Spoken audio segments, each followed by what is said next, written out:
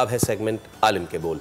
इस सेगमेंट में हमारी कोशिश होती है कि लोगों को उन मसाइल का हल बताएं जिससे इनकी ज़िंदगी आसान हो। और बहुत ही कभी कभी इतने सादा मसाइल होते हैं लेकिन क्योंकि लोग जो हैं उनसे नावाकिफ़ होते हैं, इसीलिए आज हमने दावत दी है मुफ्ती अबी मोहम्मद साहब को, ताकि उनसे हम ऐसे मसाइल डिस्कस करें कि जो रोज़मर्रा के हैं दौरान रमज़ान। और हमें तो बीइंग मेज़बान बहुत मसाइल ये दरपेश आते हैं, तो ना सिर्फ ये बल्कि घर में जो ख़वातीन हैं या फिर दीगर भी जो अफराद जो इस इंडस्ट्री से मुंसलिक हैं उनको ये मामला जो है दरपेश आते हैं। तो मुफ्ती साहब के पास चलते हैं। मुफ्ती साहब अस्सलामु अलैकुम। वालेकुम अस्सलाम रहमतुल्लाहि व बरकातुहू। सर, अब क्योंकि आपके चेहरे पे तो कुदरती नूर है इसलिए आपको ज़रूरत नहीं पड़ती, लेकिन हम बेनूरों को ज़रूरत पड़ जाती है।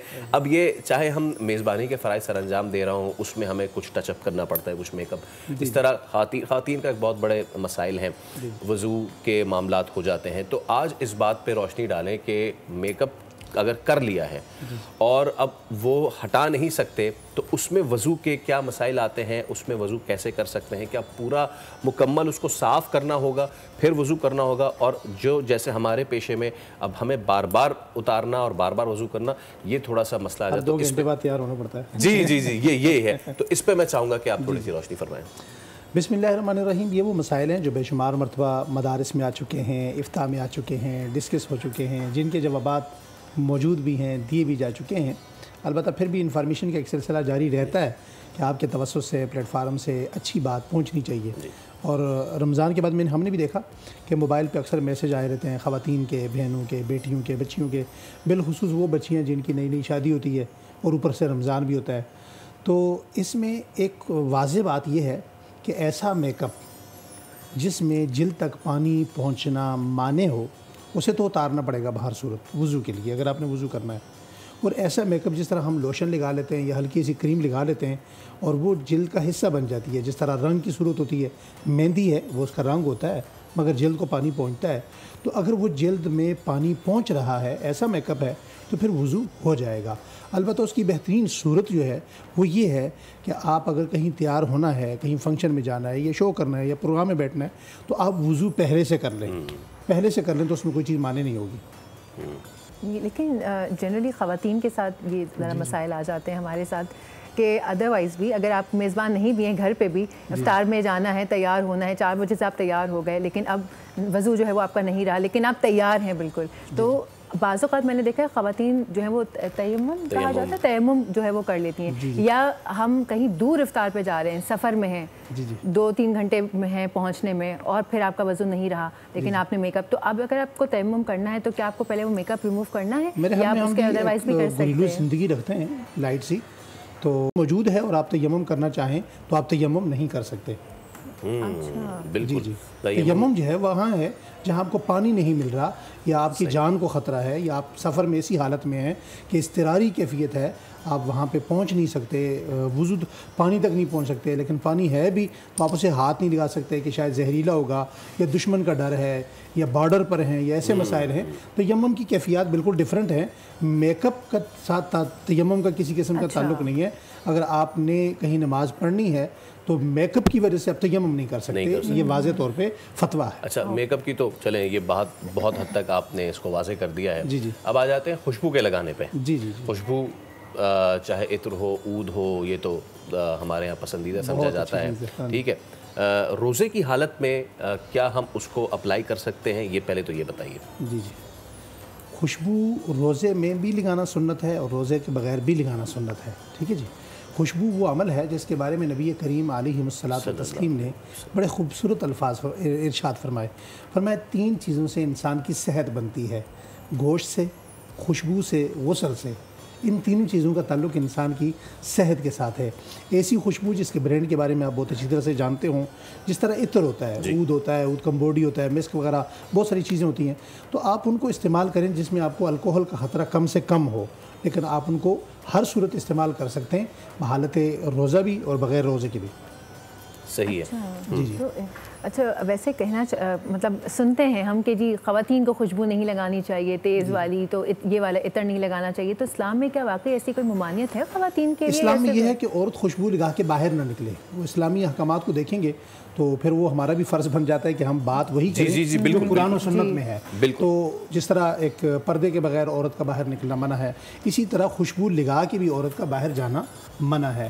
تو خوشبو عورت کو جو لگانے کا حکم ہے وہ صرف اپنے گھر میں اپنے میاں کے لیے یا اپنے شوہر کے لیے اسی کی اجازت ہے. بالکل. اچھا اب ذرا ایک اور موضوع ہے بہت اہم, ہم نے میک اپ کی بات کر لی, ساری چیزیں کر لی ہیں.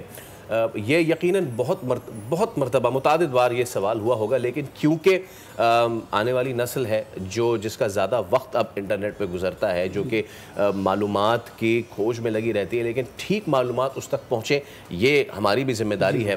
تو وہ معاملات دوران روزہ کہ جس سے روزہ ٹوٹ سکتا ہے, بہت سے لوگ کہتے ہیں کہ قے آنے سے روزہ ٹوٹ جائے, یا پھر اگر انجیکشن لگوا لیں تو اس سے نہیں ٹوٹتا, صرف دوا کھانے سے ٹوٹتا ہے. میں چاہوں گا اس پہ تھوڑا سا, کیونکہ یہ بہت باریک معاملات ہیں, بہت ہی چھوٹے معاملات ہیں, لیکن اس کے اثرات بہت بڑے ہوتے ہیں. تو سب سے پہلے میرے خیال سے قے والے معاملات سے شروع کرتے ہیں. جی قے والا معاملہ جو ہے وہ بڑا واضح ہے کہ اگر آپ کو مختصر آئی ہے تو اس سے آپ کا روزہ نہیں ٹوٹتا.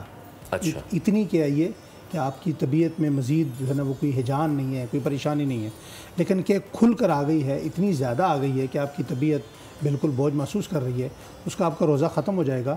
لیکن پھر بھی افطار تک آپ نے کھانا پینا کچھ نہیں ہے. اگر کہ مختصر آئی ہے اور اس میں کہ چنے کے دانے کے برابر بھی اگر کہ واپس اندر چلی گئی ہے تو اس صورت میں بھی آپ کا روزہ ٹوٹ جائے گا. اس کی ایک روزے کی قضا واجب ہوگی, جو آپ نے رمضان گزرنے کے بعد ایک روزہ اس کی قضا رکھ لینی ہے. ٹھیک ہے. اچھا اب آ جاتے ہیں ان مریضوں پہ.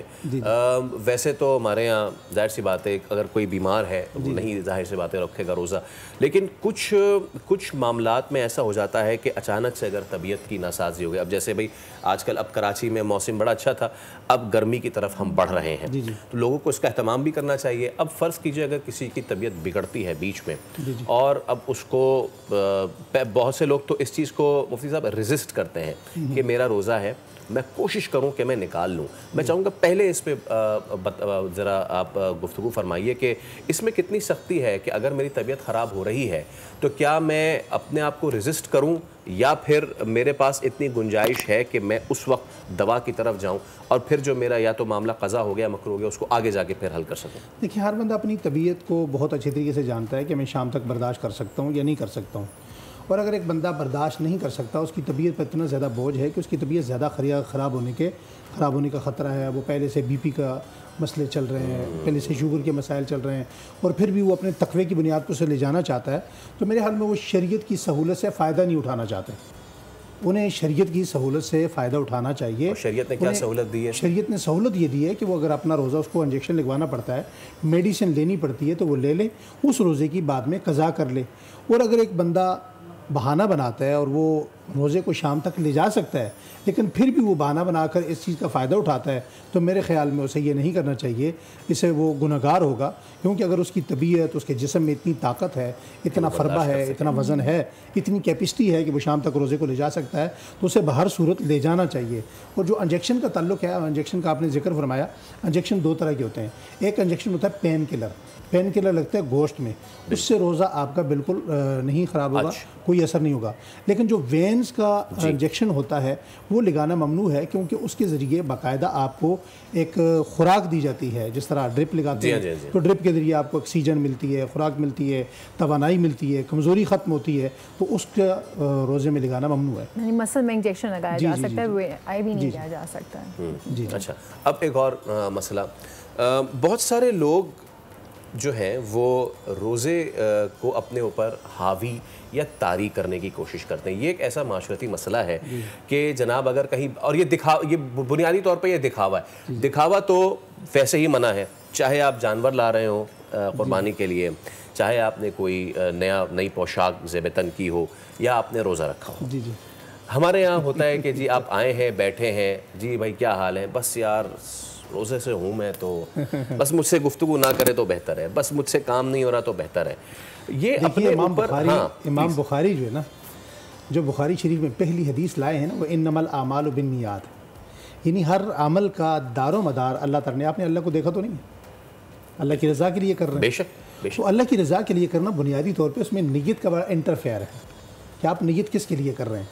اللہ تعالیٰ نے 3 چیزوں کو شرک قرار دیا ہے, اور روزے کو شرک قرار دیا ہے اللہ کے نبی نے, نماز کو شرک قرار دیا ہے, صدقے کو من صاما یرائی فقد اشرک, من صدق یرائی فقد اشرک, من صلی یرائی فقد اشرک. کسی وقت ایسا ان سے ہوتا ہے کہ انسان پڑھ رہا ہے نماز مگر شرک ہوتی ہے کہ ویسے میں نماز روٹین میں پڑھ رہا تھا, لیکن مجھے کچھ دوستوں نے, میرے نمازیوں نے, متعلقین نے دیکھا تو میں نے سجدہ لمبا کر دیا, رکوع لمبا کر دیا.